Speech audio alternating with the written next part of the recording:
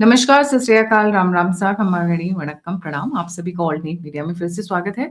हमारे साथ जुड़े हुए हैं lieutenant general Dushyant Singh sir और डायरेक्टर जनरल एट क्लॉज। बहुत इंटरेस्टिंग टर्न ऑफ इवेंट्स हो रहा है ईरान के आसपास। पाकिस्तान भी उसमें मजे ले रहा है, पाकिस्तान भी उसमें कमाई कर रहा है, वो हम बाद में कवर करेंगे। But yes, viral pictures I am sure सभी ने देखी होंगी, दम मारो दम स्टाइल में वहां की महिलाएं। पर वो सिगरेट किससे जला रही हैं, वो बीड़ी जला लिए गाना मुझे सिर्फ अचानक से याद आ गया। वो जला किससे रही है, वो सबसे इंटरेस्टिंग है। खमीनी की जलती हुई फोटोग्राफ के अंदर वो सिगरेट जला रही है। It's a proper rebellion, as if कि ये जो बिल्डअप था इस एंगर का, खमीनी ने या ईरान के बाकी लीडर्स ने इसको बहुत लंबे समय तक इग्नोर किया। आई रिमेम्बर कि एक महिला ने, क्योंकि ढंग से स्कार्फ नहीं बांधा हुआ था, उसके कुछ एक बाल दिख रहे थे, उसको किस तरीके से मारा गया। They were trying to set an example. But अब ये उल्टा पड़ने वाला है, बिकॉज वो सिमरिंग डिसकंटेंट धीरे धीरे धीरे जो अब ज्वालामुखी में निकल आया, ये बहुत बड़ा टर्न लेने वाला है। Sir, a very warm welcome on the show. धन्यवाद गायत्री जी, बहुत दिन के बाद आ रहा हूं आपके चैनल पर। सबसे पहले तो मैं बताऊं, ईरान जल रहा है, चाइना की हालत पतली हो रही है, रशिया आंखें दिखा रहा है,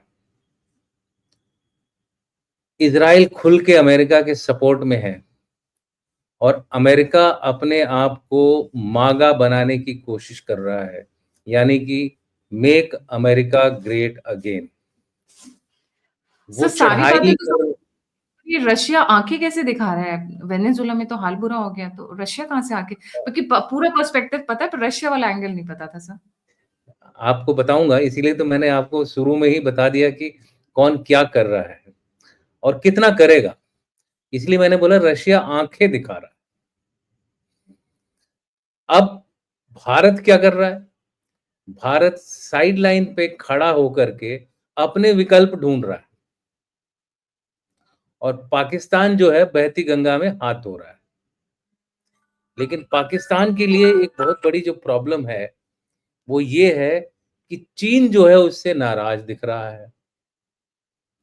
तो ये इस समय जो स्थिति बनी हुई है, वेस्ट एशिया, साउथ एशिया और ये जो सेंट्रल एशिया का जो रीजन है, अब पूरा का पूरा फोकस जो है वेनेजुएला से शिफ्ट होकर के ये आ गया है इस रीजन में। कल एक मैंने कार्टून दिखाया था, शायद पता नहीं मेरे पास उसका स्क्रीनशॉट है या नहीं है।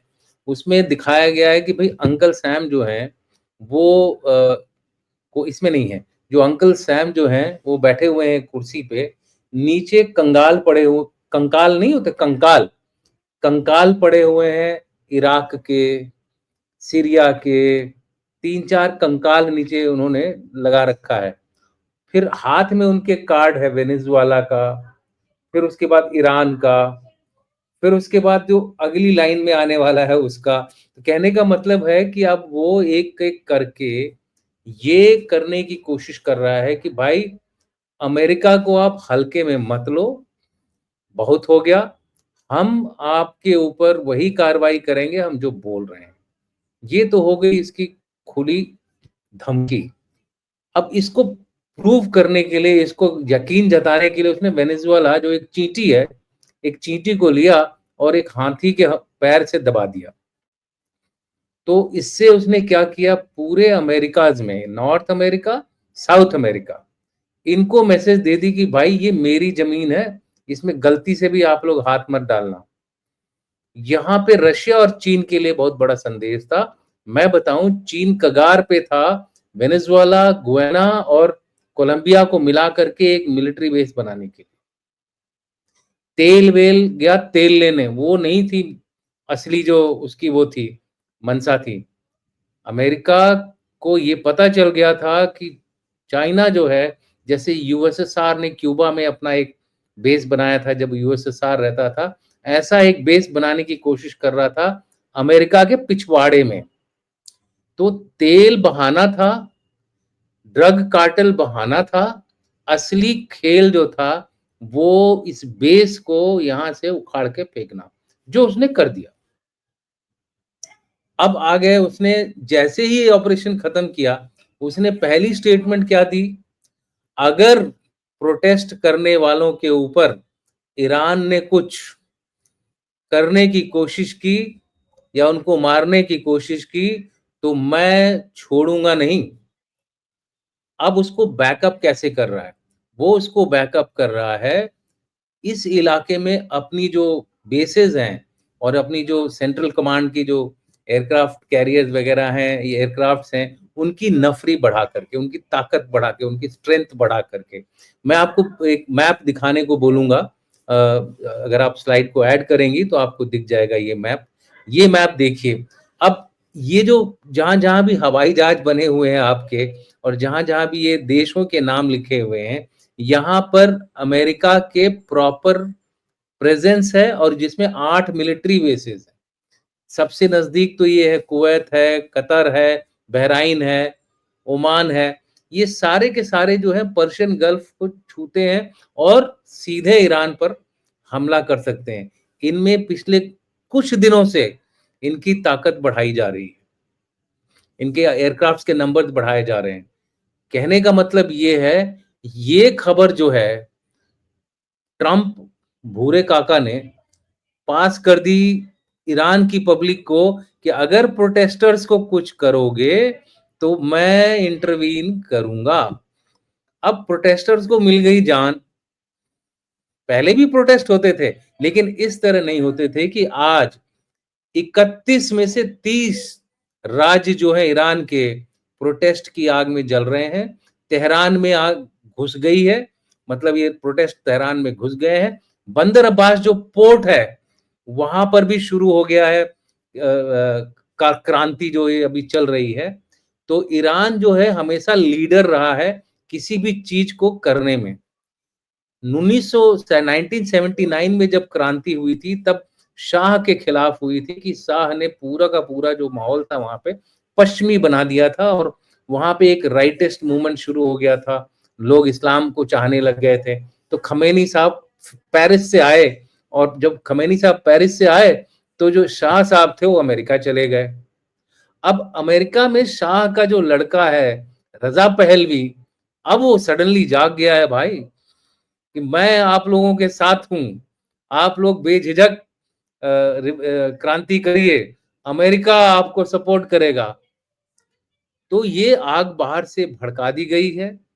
ईरान की जो हालत है इस समय इतनी खराब है कि मुझे नहीं पता कि रात खत्म होते होते वहां तख्ता पलट हो जाए और खमेनी जो है वो शायद रशिया भाग जाए। कुछ ऐसी भी रिपोर्ट आ रही हैं कि कुछ एयरक्राफ्ट रशिया से यहाँ आए हैं, कुछ सामान गोल्ड अब पता नहीं क्या लेके जाया जा रहा है, वो मुझे अब पक्का पता नहीं, बट ये ऐसी र्यूमर उड़ रही हैं कि यहाँ से जो धन माल जो भी जैसे बसात के साथ किया था ना, असद के साथ किया था, बशीर अल असद के साथ किया था सीरिया में, उस तरह की कुछ कहानी यहाँ पे रिपीट हो सकती है।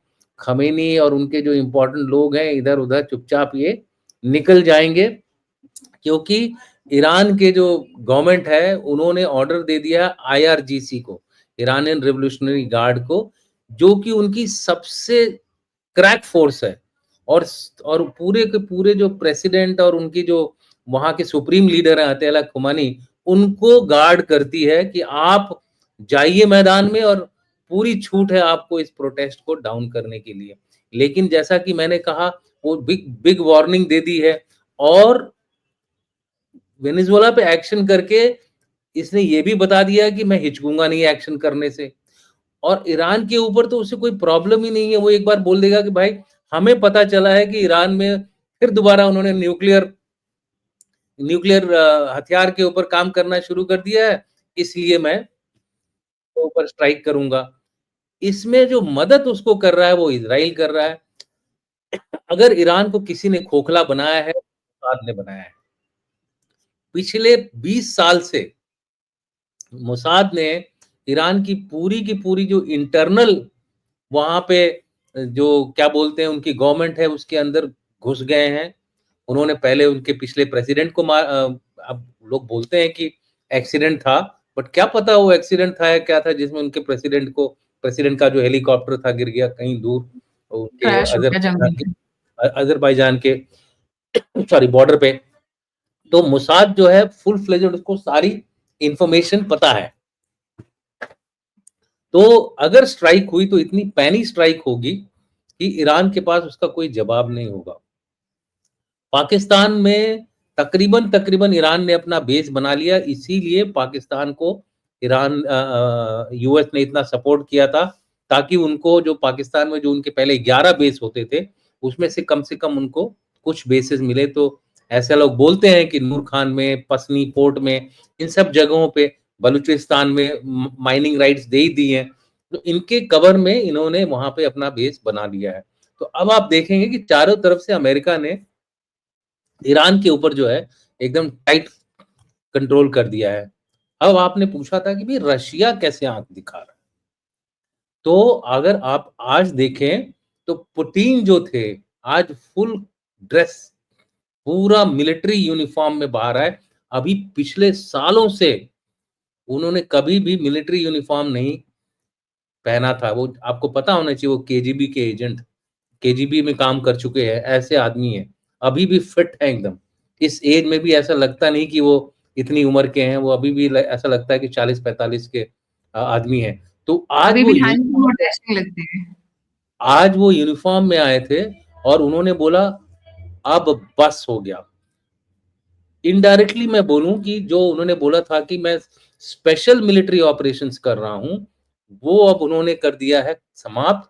और उन्होंने बोला है कि दिस इज़ द वार्निंग, अब मैं फुल फ्लेजेड जाऊँगा, यूक्रेन या तो आप सरेंडर करिए, नहीं तो अंजाम के लिए तैयार रहिए। ये हो गया आँख दिखाना।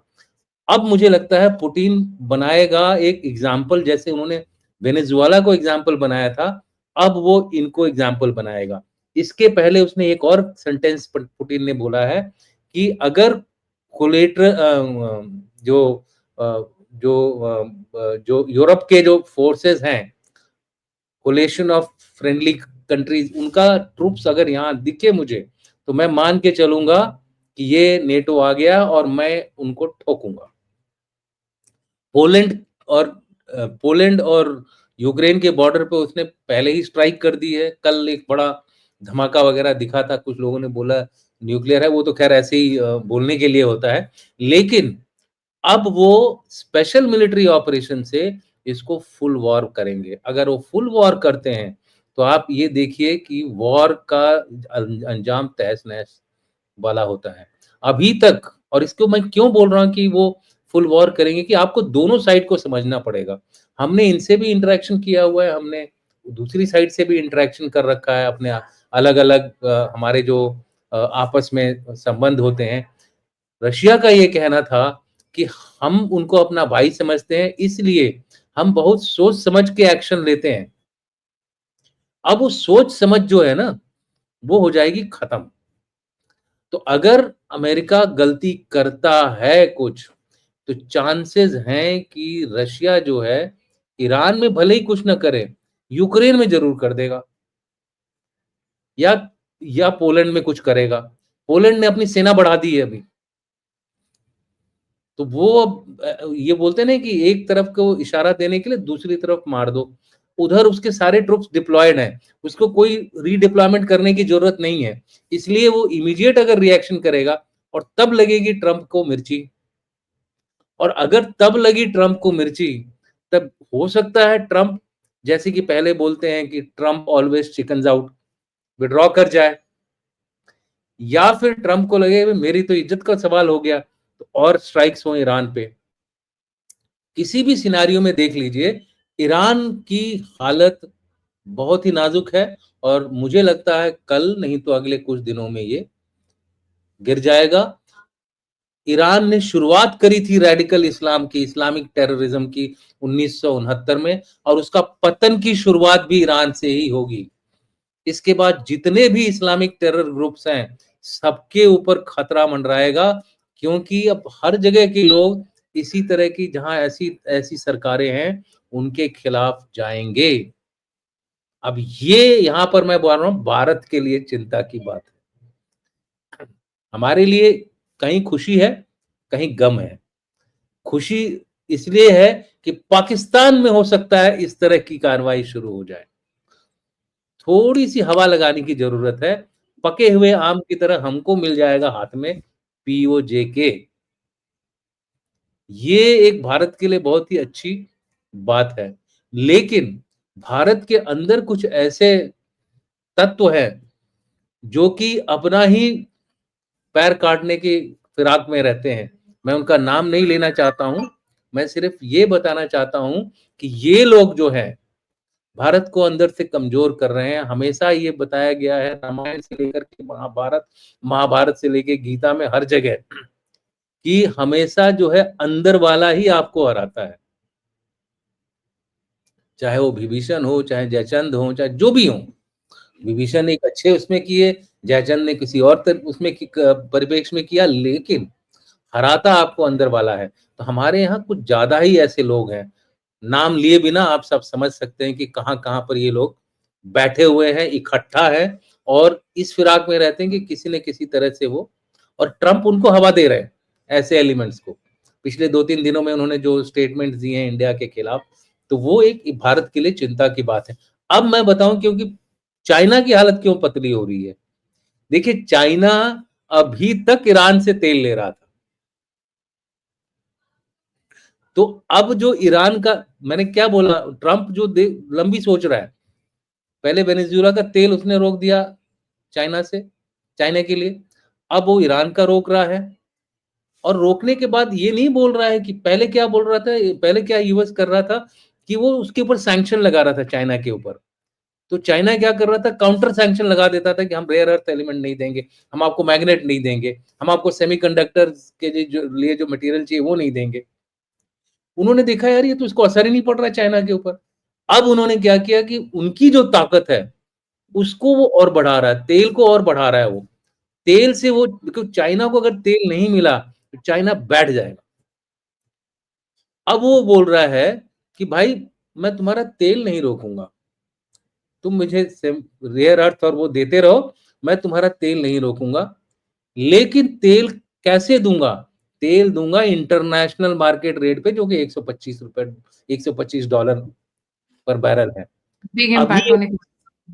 चाइना से आपको पता है वो कैसे वेनेजुएला से पैसे कैसे तेल ले रहा था आपको पता है? उसकी जो उधारी थी ना वेनेजुएला की चाइना के ऊपर, 100 बिलियन डॉलर्स। तो वो उसके अगेंस्ट ले रहा था फ्री। तो पैसे भी नहीं दे रहा था, खाली अपनी उधारी पूरी कर रहा था वो। और सही सर। वो था पैता उसको उसने नॉक ऑफ कर दिया है। तो अब उसको अब $125 इंटरनेशनल मार्केट जो भी फिक्स हो उस टाइम पे, उस रेट में तेल लेना पड़ेगा। रशिया के लिए तेल की प्रॉब्लम नहीं है। रशिया के पास बहुत तेल है, रशिया के पास बहुत रेयर अर्थ एलिमेंट है। रशिया के पास इसमें कैपेसिटी की प्रॉब्लम है, जो कि मैन्युफैक्चरिंग वगैरह में उसको क्योंकि लड़ाइयाँ लड़ रहा है उसको ज़्यादा तकलीफ हो रही है उस डायरेक्शन में। उसको इकोनॉमिकली घेर रहा है रशिया को।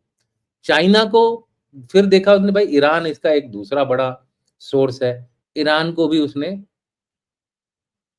काबू कर दिया। अब ईरान से अगर तेल बंद हो गया तो उसको बहुत बड़ा झटका लगेगा। अगर रशिया आँख जो दिखा रहा है, इन्वॉल्व हो गया फुल लड़ाई में, तब ये भी हो सकता है कि चाइना को वहाँ से जो सबसे ज़्यादा तेल इस समय चाइना जो है रशिया से ले रहा है। 2128 कुछ है मेरे पास फिगर्स हैं। नंबर 1 सप्लायर है वो। जैसे इंडिया का नंबर 1 सप्लायर रशिया है, उसी तरह चाइना का सप्लायर। अगर चाइना एक लड़ाई में इन्वॉल्व हो जाता है, तो और उसकी जो शिप्स हैं क्योंकि रशिया के ऊपर सैंक्शन लगा है, तो उसके खुलेआम व्यापार आप नहीं कर सकते हो। तो रशिया क्या कर रहा है शैडो शिप्स होती हैं जो होता है ना, जिसको पकड़ा है अमेरिका ने एक शिप पकड़ ली है वेनेजुएला के क्या बोलते हैं वाटर्स के नज़दीक, इंटरनेशनल वाटर में ही पकड़ा है बट उसके नज़दीक एक्चुअली। पकड़ा है। करीब 4 या 5 इन्होंने मैरिना मैरिना एक दूसरी एक शिप थी उसका नाम वो सबसे बड़ी वाली उसको भी पकड़ा है। यूके ने उसकी मदद करी है उसमें। वो उनके ऊपर अभी जोर लगा रहा है कि भाई ये जो शिप से चाइना में माल जा रहा है, उसको रोक दो। लेकिन अभी फ़िलहाल चाइना को उतनी तकलीफ नहीं होगी क्योंकि हाई सीज़ में 75 दिन के लिए शिप्स जो है चाइना की तरफ रवाना हो चुकी है। तो 75 दिन तक तो चाइना को कोई प्रॉब्लम नहीं होगी, लेकिन 75वें दिन के बाद ये जो शैडो शिप्स हैं, इनके ऊपर इनकी नज़र रहेगी अमेरिका की, तो इनको रास्ते में ठोकेंगे। इसीलिए पुतिन के फॉरेन मिनिस्टर ने कल लावरोव ने कल स्टेटमेंट दी कि we will keep a close watch on such actions, unilateral actions being taken by America. America भी want the consequences जो हैं उनको फेस करने पड़ेंगे। पुतिन के बारे में ये जरूर कहा जाता है कि वो जो बोलता है वो करता है। तो अगर उसने बोला है कि ये शिप्स के ऊपर अगर आपने थोड़ा भी और कुछ गलत काम करने की कोशिश की इंटरनेशनल लॉज के खिलाफ, अब वो बोलता है कि मैंने तो साइन ही नहीं किया ऑन क्लॉज। अमेरिका इतना चालाक है ना, सबको बोलता है इंटरनेशनल लॉज फॉलो करो, इंटरनेशनल लॉज फॉलो करो, खुद उसने साइन नहीं किया है और चाइना कल को बोलता फॉलो। 45 treaties से they withdrew yesterday only. 45 उसकी कहानी international treaties. उसकी नेक्स्ट बात करूंगा उसके बारे में। तो हम पुतिन ने बोला है कि भाई मैं तो कार्रवाई करूंगा अगली बार। आपको पता होना चाहिए पुतिन ने सबमरीन्स वेनेजुएल वाटर के आसपास लगा दिए, मूव कर दिया उसने। अमेरिका का प्रेसिडेंट बोल रहा है हाँ हाँ, किसी ने उसे पूछा कि भाई क्या पुतिन ने आपसे बात करी, तो वो बोलता है I don't want to talk about that, but when our ships came to that particular tanker, the submarines of Russia ran away. भाई उस समय तक तो सबमरीन आई नहीं थी, तो रन अवे कहाँ हो गई? सबमरीन तो उसने अब बाद में भेजी जब आपने टैंकर का वो किया। कहने का मतलब है बात में सच्चाई है। जिस तरह की स्टेटमेंट प्रेसिडेंट ट्रंप ने दी है इन रेस्पॉन्स टू किसी जर्नलिस्ट के, तो इस समय पुतिन जो है वो एकदम खिसिया गया है। वो एक मैसेज दिया उसने कि मैं मिलिट्री यूनिफॉर्म पहनने वाला आदमी हूं, मैं सूटेड बूटेड बिजनेसमैन नहीं हूं, मैं केजीबी का क्या बोलते हैं ऑपरेटर रहा हूं, वहां से मैं ऊपर उठा हुआ हूं, नॉकआउट पंच दूंगा। दुनिया की जो ग्लोबल पावर इंडेक्स है अभी रिलीज हुई है 3-4 दिन पहले, उसमें नंबर 1 पे अमेरिका है, लेकिन नंबर 2 पे रशिया है, चाइना नहीं है।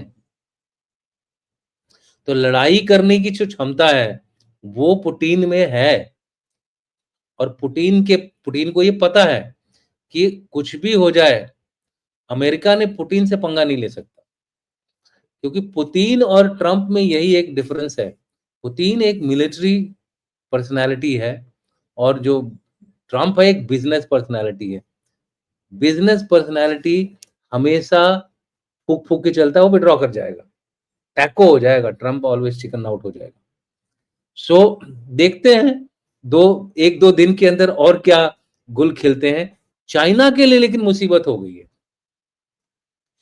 चाइना के लिए मुसीबत इसलिए भी हो रही है कि ग्रीनलैंड जो है, मुझे अब नहीं लगता कि ज्यादा दिन तक अमेरिका को रोक पाएगा, और अमेरिका का ग्रीनलैंड के साथ जो है विलय होने के बहुत चांसेस है। हालांकि पूरा यूरोप थ्रेटन कर रहा है कि हम नेटो से बाहर हो जाएंगे, तो उसने क्या जवाब दिया है, बाहर हो जाओ, नेटो से बाहर हो जाओगे तो तुम्हारा क्या हाल होगा, क्योंकि नेटो मतलब अमेरिका, अमेरिका मतलब नेटो। अभी जो अमेरिका है 66 यूएन की बॉडी से बाहर हो गया। दुनिया दुनिया चिल्लाने लगी, क्यों? क्योंकि मैक्सिमम फंडिंग अमेरिका करता था। अमेरिका बोलता है भैया मेरे पास 38 ट्रिलियन का डेबिट है, डेट है, और मेरे पास जो मेरी जीडीपी है वो 31 ट्रिलियन की है, कब तक सहूंगा मैं? तो वो एक प्लान के साथ चल रहा है कि मैं वहीं इन्वेस्ट करूंगा जहां अमेरिका का फायदा होगा, मैं वहीं अपना पैर डालूंगा विश्व में जहां मुझे मेरा इंटरेस्ट थ्रेटन होगा। उसने अपने इंटरेस्ट क्लियर कर दिए हैं। अपना उसका इंटरेस्ट है वेस्टर्न हेमिस्फीयर। वेस्टर्न हेमिस्फीयर में उसने डॉनरो डॉक्ट्रिन बनाई है, उसके एनएसएस में दिया हुआ है कि अमेरिका को कोई छेड़ेगा नहीं, छेड़ेगा तो मैं उसको छोड़ूंगा नहीं। वो वाली बात है। यूरोप में जो तुम करना है वो बोलता है तुम करो। यहां तक ईस्टर्न हेमिस्फीयर का सवाल है, उसने बोला इंडो पैसिफिक मेरी इंटरेस्ट है, क्योंकि इंडो पैसिफिक का उसका डायरेक्ट कनेक्शन है, तो इंडो पैसिफिक के साथ वो अपना जोड़ देगा। तो उसने ताइवान को भी उसमें लपेट लिया है।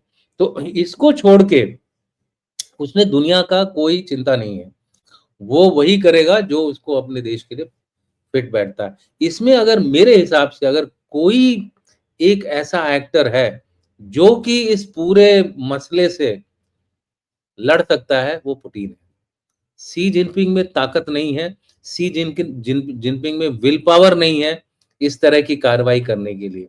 कुछ लोग बोल रहे हैं कि एक लामबंदी हो सकती है, रशिया, चाइना, नॉर्थ कोरिया, ये लोग मिल करके एक लामबंदी करें, भारत को लपेटने की कोशिश की जाएगी। बट मुझे नहीं लगता भारत किसी भी गुट में फँसेगा, वो उसकी पुरानी आदत रही है। अब लास्ट पॉइंट जो मैं बताना चाहता हूँ, इसके बाद मैं अपनी बात को समाप्त करूँगा, वो है भारत क्या करे? ठीक है ना? भाई ये सब तो हो रहा है, अब भारत अगर बैठा रह गया, तब तो भाई कुछ नहीं हो पाएगा। भारत की हालत इस समय क्या है? श्रीलंका, मालदीव्स भारत के साथ, बांग्लादेश पगला गया है या बरगलवा दिया गया है, पता नहीं क्या हो गया उसके साथ। यूजलेस यूनुस ने बांग्लादेश की हालत ऐसी कर दी है कि अब बांग्लादेश देखिएगा कुछ दिनों के बाद उसको उसको जगह नहीं मिलेगी कि कहाँ मैं जाऊँ। पाकिस्तान जो है इस समय थोड़ा हाई हो रखा है क्योंकि उसने करीबन 100 JF-17 के ऑर्डर मिल गए हैं उसको। तो वो बेचेगा 100 JF-17। हमने अभी तक तेजस का एक भी ऑर्डर हमको अभी तक नहीं मिला है। लेकिन उनको ध्यान रखना पड़ेगा पाकिस्तान को कि भैया ये जो उसकी जो कैपेसिटी है ये एयरक्राफ्ट बनाने की करीबन 25 है। तो 100 ऑर्डर पूरा करने के लिए तकरीबन 4 साल लगेगा। तो अगर वो खाली बाहर वालों के लिए बनाएगा तो अपने लिए क्या करेगा? भारत तो फिर ठोकेगा उसको। तो उसमें से 25 में से 4-5 तो अपने लिए भी बना के रखेगा, 10 अपने लिए भी बनाएगा। तो ये 8-9 साल का प्रोजेक्ट है। 8-9 साल के प्रोजेक्ट में अगर उसको ये मिल भी गया ऑर्डर $1 बिलियन का, तो क्या है? कोई ज़्यादा भारत को फ़र्क नहीं पड़ेगा। फ़र्क कहाँ पड़ेगा? फ़र्क वहाँ पड़ेगा कि पाकिस्तान के अंदर इकोनॉमिक कंडीशन ईरान में जो हो रहा है ना, इसमें अमेरिका का ज़्यादा हाथ नहीं है। अमेरिका बस हवा दे रहा बाहर से। उन्होंने खुद अपनी ऐसी हालत करी है, उनका रियाल गिर गया है, इकोनॉमिक कंडीशंस खराब हैं, उनका जो पेट्रोल का सेलिंग बंद हो गई है। भारत ने भी विथड्रॉ कर लिया था जब सैंक्शन हुआ तो भारत ने भी ईरान से तेल लेना बंद कर दिया था। तो वो उन सब चक्कर की वजह से ईरान की जो इकोनॉमिक कंडीशन है, खाने के लिए लोगों के पास पैसे नहीं है वहाँ पे और इसीलिए लोग इस तरह से वो कर रहे हैं। हालाँकि इतना खराब हालत नहीं होती अगर ये सब चल रहा होता। लेकिन कुछ ऐसी स्थिति बनाई गई, सैंक्शंस उनके स रशिया से पहले से ईरान के ऊपर सैंक्शन चल रहे हैं, आपको पता होना चाहिए। तो ईरान की पब्लिक जो है एकदम एक कॉर्नर पे आ गई है। सो अभी भारत को जो है पाकिस्तान को जो है, ये जो ईरान के अंदर हो रहा है, पाकिस्तान के अंदर हो सकता है क्योंकि वो जो डील करी है एयरक्राफ्ट वगैरह की बस उतनी है, उसे कुछ ज़्यादा पैसा मिलने वाला नहीं है। उसको अभी भी IMF पे डिपेंड करना पड़ेगा, उसको अभी भी सऊदी अरेबिया से भीख माँगनी पड़ेगी, कटोरा लेके जाएँगे तभी उनका कुछ वो होगा, कटोरा कब तक उनका साथ देगा, कटोरा की एक लिमिट होती है, बाद में उसमें छेद हो जाता है और छेद होने के बाद पैसा देना लोग बंद कर देते हैं, बोलते हैं भैया ये तो तुमको देते हैं तो तुम लिए ही जाते हो, वापस तो कुछ करते नहीं हो। ये भी बता दूँ अमेरिका ने जो उसको आप बोल रहे हैं ना ये $1 बिलियन का जो मेंटेनेंस के लिए F-16 के लिए दिया है, वो ग्रांट नहीं है। वो लोन है, उनको वापस करना है उसको, तो वेरी गुड। कहाँ से वापस करेंगे? और अमेरिका जो है अपना पैसा लेना जानता है। या तो उनके और बेसेस ले लेगा, या तो उनका वो ग्वादर पोर्ट की तरफ भी बढ़ जाएगा, तो चाइना को क्या करेंगे? ये तो मार खाएगा दोनों तरफ से पाकिस्तान, ठीक है? और वो बोलते हैं 2 की लड़ाई में तीसरा हमेशा फ़ायदेमंद होता है, तो भारत को वहाँ एक मौका अपॉर्च्युनिटी है। अब भारत के लिए खतरा कहाँ है? भारत का खुद का तेल। अगर रशिया के ऊपर सैंक्शन हो रहा है, हमारे लिए ऑयल की डाइवर्सिफिकेशन बहुत ज़रूरी है। भारत का जो इकोनॉमिक हमारे अब उसने बोला है कि 500 परसेंट टैरिफ लगा सकता है हमारे ऊपर। लेकिन उसको ध्यान से वो करना पड़ेगा, अगर हम उसके पीस प्लान को सपोर्ट करते हैं रशिया यूक्रेन के पीस प्लान को, तब वो टैरिफ नहीं लगेगा। हाँ, लेकिन फ्री ट्रेड अब भारत का अमेरिका के साथ एक तरह से समझ लो कि खत्म हो गया है। अनलेस कोई एक साइड इतनी बुरी तरह से अपने आप को टर्न कर ले पोज़ीशन कि दोनों आपस में ये ट्रेड कर लें। लेकिन भारत ने उसके लिए एक प्लान बनाया है, लंबा लॉन्ग टर्म प्लान बनाया है। जल्दी से 3 लाइन में बताऊँ, सबसे पहली चीज़ जो कर रहा है वो फ्री ट्रेड एग्रीमेंट, अब जितना 18% का घाटा हो रहा था अमेरिका की ट्रेड से, उस 18% को पूरा करने के लिए उसने MD50 का एक प्लान बनाया है, जिसमें 50 ऐसे देश आइडेंटिफाई किए गए हैं, जिनके साथ हम दनादन एग्रीमेंट्स कर रहे हैं और फ्री ट्रेड एग्रीमेंट्स कर रहे हैं। ये वो देश हैं जो ना अमेरिका के सपोर्ट में रहते हैं, ना चाइना के न्यू सपोर्ट में रहते हैं, नॉन अलाइन्ड। न्यूट्रल हैं। तो अगर हमारे ये जो माल है उनकी तरफ जाना शुरू होंगे, इसका जो आखिरी सीढ़ी अब बची है हमारे पास, वो है यूरोप के। EU जो है दुनिया का सॉरी सेकेंड लार्जेस्ट मार्केट है, उसके साथ अगर हमारा फ्री ट्रेड एग्रीमेंट हो गया, तो बाकी सब जिनके साथ है उन सबको मिला के हम अमेरिका से आगे हो जाएंगे। इसीलिए अगर आप इंडिया टुडे पढ़ें, भारत ने और IMF ने भी, वर्ल्ड बैंक ने भी भारत की ग्रोथ रेट इतना सब गदर होने के बाद भी 7% के ऊपर लगाई हुई है। तो ये हमारा जो एक्शन ले रहे हैं उसकी वजह से, पहला है पिवट टू यूरोप, दूसरा है MD50, और तीसरा जो सबसे बड़ा एक्शन लिया है उन्होंने, pivot to ASEAN, South East Asian nation. अब हम क्या कर रहे हैं कि मोदी जी ने 2026 में लोगों ने नोटिस नहीं किया, वो चुपचाप बोल गए। अब धीरे धीरे मैंने कल बताया किसी प्लेटफॉर्म पे, आज मैं आपके प्लेटफॉर्म पे बता रहा हूं, तो शायद आगे और बात बढ़ेगी। उन्होंने 2026 को year of maritime cooperation with ASEAN घोषित किया है। Lot has इसका been done in last year on the port इसका sector.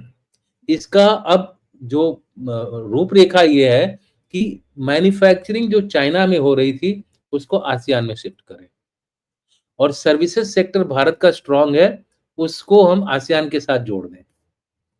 तो दोनों के लिए विन विन है। एक आईटीगा नाम का एक प्रोजेक्ट, उसके तहत ये सब आएगा। ठीक है, ASEAN India trade and goods agreement, ये आईटीगा करके एक अरेंजमेंट किया गया है, इसके ऊपर काम भी चल रहा है। तो वो अगर हो गया तब तो हमें अमेरिका की जरूरत ही नहीं भाई। हमारी जो ट्रेड है, अमेरिका इंडिपेंडेंट हो जाएगी। और इसकी वजह से जो हमारे जो भूरे काका है ना, उनको बड़ी मिर्ची लग रही है, बुलबिला रहे हैं। कुछ कभी वो मोदी की एक्टिंग करते हैं, कभी कुछ करते हैं, कभी बोलते हैं मोदी मुझसे खुश है, खुश नहीं है, कभी बोलते हैं मैं मोदी से खुश नहीं हूँ। समझ नहीं आता उनके दिमाग में है क्या। कहने का और मतलब वो मोदी जी ऊपर कंफ्यूज से हो। इनका नाम नहीं लेते। सबसे इंटरेस्टिंग देखिए, बात ये है। मोदी जी ने बहुत बढ़िया एक स्ट्रेटजी अपनाई है, जोर का जोर का झटका धीरे से लगे। तो अब हम बात नहीं कर रहे हैं, अब हम काम कर रहे हैं, एक्शन ले रहे हैं। पर्दे के पीछे इतने एक्शन हो रहे हैं। तीसरी चीज जो हमने करी है, ये बड़े डेस्परेट थे कि भाई हम हमारी चीजें आप खरीदिए। डिफेंस की बात कर, भारत ने कई डिफेंस सौदों के ऊपर अपनी वो कर दिए, कैंसिल कर दिए। जेवलिन, स्ट्राइकर, कैंसिल करने के रीजन कुछ भी हों, रीजन ये था कि भाई हाई एल्टीट्यूड में आपका स्ट्राइकर हमारा साथ नहीं देगा, एम्फीबियस ऑपरेशन के इलाके में आपका स्ट्राइकर हमारा साथ नहीं देगा, तो हम क्यों खरीदें। जेवलिन मिसाइल है, उससे अच्छी हमारी जो DRDO की मिसाइल आ गई है। इजराइल से हमने स्पाइकर ले लिया है, लेने की बातचीत चल रही है। तो स्पाइकर उससे अच्छा है तो हम उसको लेंगे। हमारा जो पूरा प्लान है वो चेंज हो गया है। जी इंजन्स के लिए बोला है, अगर आप हमको भाई देंगे नहीं, जिस तरह से हमको डिले करते रहेंगे, तो हम पूरा का पूरा या तो रोल्स रॉयस के पास चले जाएंगे, या साफरान फ्रांस के पास चले जाएंगे। तो वहां भी हमने डाइवर्सिफिकेशन शुरू कर दिया है। तो ये सारे जो एक्शन भारत ले रहा है, चुपचाप ले रहा है, सतह के नीचे ले रहा है, सरफेस के नीचे ले रहा है, जिससे अमेरिका अमेरिका का प्रेसिडेंट को, अदरवाइज इंडिया कभी कभी भी अमेरिका के पूरे सिक्योरिटी स्ट्रक्चर में इंडिया कभी उतना इंपॉर्टेंट नहीं था। अब उसको लग रहा है यार सबसे बड़ा मार्केट गुम हो जाएगा, दूसरा ये इंडिया तो खुद ही हाथ खींच रहा है। देखिए धीरे, उसके एडवाइजर्स उसको एडवाइज नहीं कर पा रहे हैं क्योंकि सब डरते हैं उससे। जिस दिन कोई ढंग का एडवाइजर आएगा अमेरिका के पास, मैं बता रहा हूं यही ट्रंप अपनी पूरी की पूरी चाल बदल देगा। अभी कौवा चल रहा हंस की चाल, फिर वो हंस बन के चलेगा फिर। भारत के लिए, बाकी सबके लिए वो ठीक कर रहा है जो भी कर रहा है। भारत के लिए तो मैं यही बोलूँगा। तो ओवरऑल मैं ये बताऊँ कि जो मैंने शुरू में स्टेटमेंट दी थी, अमेरिका मागा की राह चल रहा है, ईरान जल रहा है, तख्ता पलट हो सकता है, चाइना की हालत पतली है और पतली होती रहेगी। उस वो एक्सटर्नल मार्केट ड्रिवन था, उसका एक्सटर्नल मार्केट पूरा का पूरा चोक हो रहा है। अफ्रीका हो गया, लैटिन अमेरिका, छोटे-छोटे देशों में जहाँ रिस्क ज़्यादा थी, वहाँ उसने इन्वेस्ट किया था। अब वो जो डेट है, एक्सटर्नल डेट, वो अब कैसे रिकवर, किसी से तेल ले रहा था, किसी से श्रीलंका से उसने पोर्ट ले लिया था। कितना पैसा भी तो चाहिए ना भाई, खाली इतना लेके तो नहीं काम चलेगा। हमारे लिए अपॉर्च्युनिटी है। अब हम चाइना के साथ बोल सकते हैं, भाई हम आपसे बराबरी में बात करेंगे, अब अपना डेफ़िसिट पूरा करेंगे हम उधर। जो हमारा चाइना का डेफ़िसिट, ट्रेड डेफ़िसिट था, उसको अब हम पूरा करने की कोशिश करेंगे। तीसरा, जहाँ तक रशिया का सवाल है, रशिया अब अपने ऑप्शंस बड़े सीरियसली देख रहा है। मुझे लगता है कि यही एक वाइल्ड कार्ड है, जो कि इस पूरे खेल के अंदर विश्व की दिशा और दशा दोनों बदल सकता है। रह गया इज़राइल, इज़राइल अमेरिका के साथ फुल है, तेहरान की इसीलिए नैया डामाडोल है। लेकिन इज़राइल जो है अपना इंडिपेंडेंट एक्शन भी लेता है, जैसे कि हमारे साथ कुछ रक्षा सौदे वगैरह वो कर रहा है। भारत के लिए सोच समझ के, फूँक-फाँक के, हर एक के अगेंस्ट हर एक की लिवरेजेस, भारत के पास अनफॉर्चुनेटली कोई लिवरेज नहीं है। चाइना के पास रेयर अर्थ है, हमारे पास कुछ भी नहीं है। लेकिन हमारे पास ये है, चाणक्य है। तो ये जो चाणक्य जो है ना, ये काम आएगा। हम क्यों, कोई बोल रहा है, कई लोग हमारे देश में बोल रहे हैं क्वाड छोड़ दो। क्यों छोड़ दें भाई? क्वाड रहेगा तो हम चाइना को काउंटर। भड़का सकते हैं, काउंटर कर सकते हैं। ब्रिक्स रहेगा तो हम अमेरिका को काउंटर कर सकते हैं। पहले मैं बोलता था कि भारत एक ब्रिज की तरह काम करेगा, लेकिन अब मैं देख रहा हूँ कि ट्रम्प जो है वो ब्रिज-व्रिज नहीं बनाना चाहते हैं, वो खाली अमेरिका को ही वो करना चाहते हैं, तो ठीक है, फिर इंडिया भी मीगा करेगा। तो इंडिया इस समय चल रहा है मीगा, जो कि बहुत पहले मोदी ने बताया था ट्रम्प के सामने। उन्होंने जब मागा बोला, तो बोला मोदी जी ने बोला कि हम मीगा करेंगे, make make India India great great again. Again. तो ये 2 पोल हैं, भारत खींच रहा है अपना, अपनी जो पतवार है बड़े ध्यान से सोच समझ के खींच रहा है। और आखिरी जो स्टेप जो मुझे लगता है, और आप देखिएगा शायद फरवरी में ये बात सच भी निकल आए, कि जो भारत का जो डिफेंस बजट होगा, वो इस बार तगड़ा होगा। और ये जाएगी मैसेज हमारे पाकिस्तान, बांग्लादेश, ये जो छुट-पुट लोग हैं ना, इनके लिए, और जो चाइना है, इन सब के लिए जाएगी कि भाई enough is enough, India is now taking its own route, अपना रास्ता खुद बना रहा है और लड़ाई के पहले बना रहा है। ये नहीं कि लड़ाई होगी, रिएक्शन होगा, तब हम जा के इधर-उधर से खरीदेंगे, नहीं, पहले ही। सो हो सर सकता सर है सर हमारा 30। बजट इस बार 2.5% के करीब हो।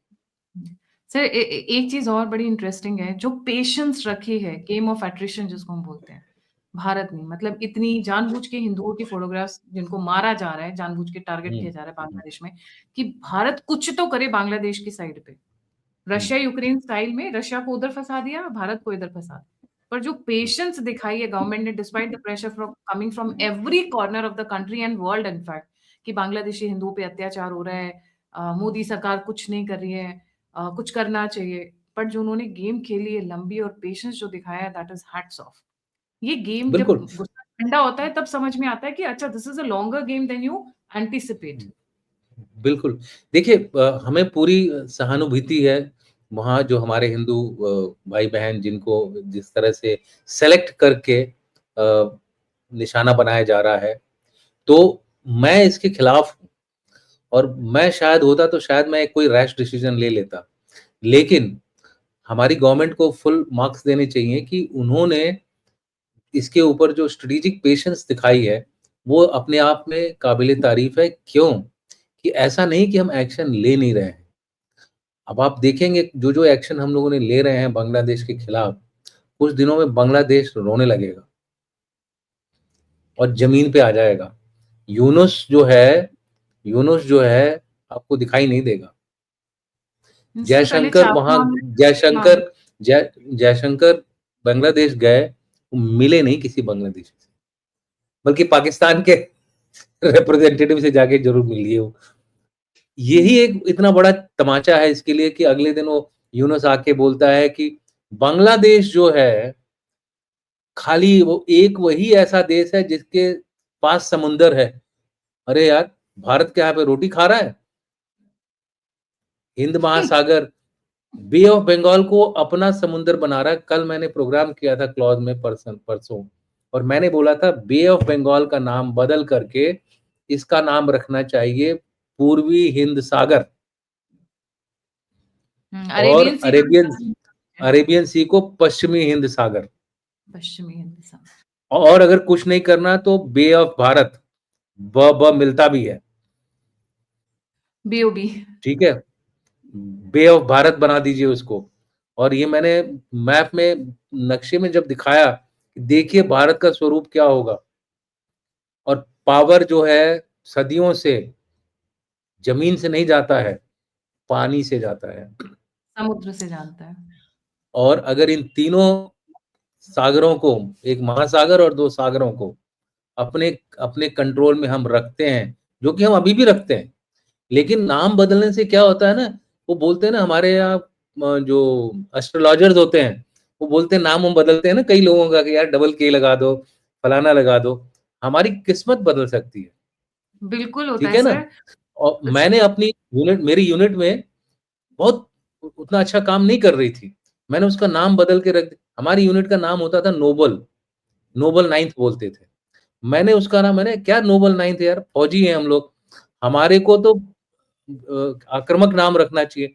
तो मैंने अपना नाम मराठी में रखा, हमारे मराठा रेजिमेंट के, नाशक नवी। उस दिन के बाद से हमारी बटालियन का पूरा भविष्य बदल गया। आज हमारी बटालियन जो है अशोक चक्र विजेता है। आज हमारी बटालियन को 3 बार चीफ से 2 बार चीफ से, 3 बार 1 बार चीफ से और 3 बार आर्मी कमांडर की प्रशंसा पत्र मिल चुके हैं। इतनी बड़ी बहादुरी, कितने कीर्ति चक्र मिल चुके हैं। वाइब्रेशंस होती हैं, जब आप एक नाम बोलते हैं ना, एक वाइब्रेशन आती है, उसका साइंटिफिक रीजन है नाम बदलने का। लोगों ने बोला परमिशन लेनी पड़ेगी तुमको, तुम कर्नल साहब हो। मैंने बोला मैं कर्नल हूँ, लेकिन इस समय इस बटालियन का माई बाप हूँ, इंचार्ज। और मैं बदलूंगा, देखता हूँ कौन मेरे को वो करता है। किसी ने नहीं रोका मुझे, सबने मेरे डीओ पे हाँ हाँ हाँ हाँ कर दिया, इंक्लूडिंग चीफ। मैं लकी था, चीफ उस समय मेरी रेजिमेंट के थे, मेरी बटालियन के थे, तो मैंने उनको रिक्वेस्ट करी, उन्होंने अप्रूव कर दिया, वो अलग बात है। ये भी तो संयोग की बात है ना, कि एक ऐसे समय पे मैंने उसको चुना जब मैं ऐसे समय पे कमांडिंग ऑफिसर बना, जब पूरा लाइनअप मेरे फेवर में था। तो वो नाम बदलने से वो पलटन आज भारत की वन ऑफ द बेस्ट पलटनों में गिनी जाती है। उसके पहले हमको लोग लाना नहीं चाहते थे ऑपरेशन में। नोबल सुनने में भी बड़ा एकदम मीक सा लग रहा है, वीक सा। हम नाशक। कोई मिनिस्टर थोड़े हैं कि नोबेलिटी में हाँ। जा रहे हैं। बट लड़ाई नहीं, करने वाले लोग हैं यार। स्ट्रेंथ देखने, नाशक वर्ड तो में जा रहे हैं, अब अब अब आप हमारी पलटन में जाएंगे कभी भी, नाशक नवीजा विजय सो होता है, यानी मराठी में बोलते हैं नाशक नवी की जय, नाशक नवी की जीत। ठीक है, तो मैं बताऊंगा कि आपका जो सेकेंड डे का जो थीम होनी चाहिए, यहाँ पे मैं अपनी बात को खत्म करता हूँ। जी। और उसकी जो जो थीम होनी चाहिए, वो वो हम वो हम वो अभी नहीं सीक्रेट डिस्क्लोज करेंगे। वो शो अच्छा ठीक, वो अच्छा अभी ठीक है, अनाउंस नहीं ओके, किया थैंक यू जाएगा। Very much, thank you very thank much. You so much sir for joining. मैं सीक्रेट थोड़ा व्यूअर से छुपा रही हूँ, हम लोग कुछ अनाउंस करने वाले हैं, सो प्लीज स्टे ट्यून। ठीक 3-4 दिनों ठीक में है, एक बड़ी अनाउंसमेंट आने वाली है। Thank you so much sir for joining. जाने से पहले सभी व्यूअर से रिक्वेस्ट है, please don't forget to like, subscribe and share the alternate media. अगर आप मुझे सहायता करना चाहते हैं तो नंबर और यूपीआई स्क्रीन के ऊपर है। आप फीडबैक देना चाहते हैं तो सभी लिंक्स डिस्क्रिप्शन बॉक्स में। इसी के साथ जय हिंद, जय श्री राम, हर हर महादेव। जय हिंद, जय श्री राम।